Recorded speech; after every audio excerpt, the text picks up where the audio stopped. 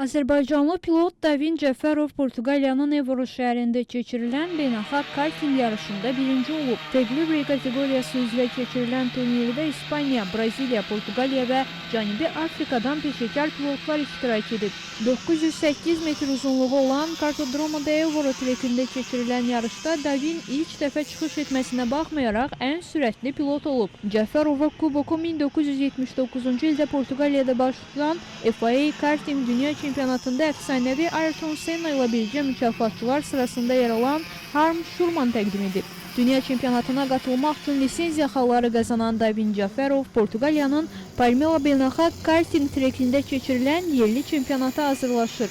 X30 kateqoriyasında reallaşacaq yarış mayın sonlarında baş tutacaq.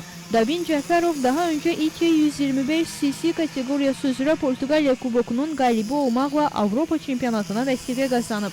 Türkiyə, Birləşmiş Ərəb Əmirlikləri, Portuqaliyada reallaşan yarışlarda birinci olan Davinin məqsədi gələcəkdə Formula 1-ə yüksəlməkdir. Beynəlxalq dərəcəli peşəkar karting pilotu olan Davin Portuqaliyada Burrell Art komandasının şərəfini qoruyur. Burrell Lewis Hamilton, Nico Rosberg kimi Formula 1 ulduzlarını kəşf edib. Fotografia.